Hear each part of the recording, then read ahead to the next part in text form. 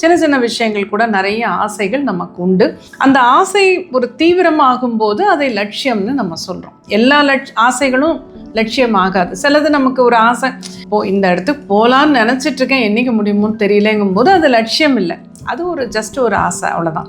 But இந்த இடத்துக்கு நான் கண்டிப்பாக போயே ஆகணும்னு சொல்லும்போது தான் அது லட்சியமாக மாறுது. ஃபர்ஸ்ட் ஆஃப் ஆல் அது ஒரு முக்கியமான விஷயம் நம்ம புரிஞ்சுக்கணும். இப்போ சில லட்சியங்கள் நிறைவேறுது, சிலது ஏன் நடக்க மாட்டேங்குது அப்படிங்கும்போது நீங்கள் பார்த்தீங்கன்னா, ஒரு சிலருக்கு இப்போ ஒரு வீடு வாங்குறத ஒரு உதாரணமாக நம்ம எடுத்துப்போம்.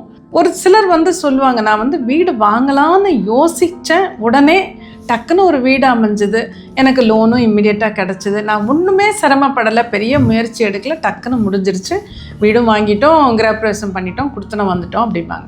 அதே சமயம் இன்னொருத்தரை பார்த்தீங்கன்னா, எவ்வளவோ நாளாக 1 வருஷம் 2 வருஷமாக தேடிக்கிட்டு இருப்பார். பண வசதியெல்லாம் இருக்கும், லோன் எடுக்க முடியும் எல்லாம், அல்லது அவங்கக்கிட்டே கூட பணம் இருக்கும், அந்த மாதிரி எல்லாம் சரியாக இருந்தாலும் அந்த வீடு அமையாமையே இருக்கும். அப்போ அவங்க கேட்பாங்க, எவ்வளோ விஷயம் எனக்கு நடக்குது, இது ஏன் நடக்க மாட்டேங்குது? அதுதான் நம்ம என்ன புரிஞ்சுக்கணும்னா, இந்த பூர்வ ஜென்ம புண்ணியம்னு ஒன்று இருக்குது, பிராப்தம்னு ஒன்று இருக்குது. அதாவது ஆங்கிலத்தில் டெஸ்டினின்னு சொல்லுவாங்க, நம்ம அது விதின்னு நம்ம சொல்லுவோம். நம்ம வரும்போது பிறக்கும் போதே நமக்குன்னு சில விஷயங்களை நம்ம கொண்டு வரோம், ஒரு பிளானும் நம்ம கொண்டு வரோம். அந்த மாதிரி பார்த்திங்கன்னா நமக்கு பிராப்தத்தில் என்னென்ன இருக்கோ அது நம்ம கேட்காமலேயே நமக்கு நிறைவேறும். எத்தனையோ நல்ல விஷயங்கள் நம்ம வாழ்க்கையில் நடக்க தானே செய்யுது.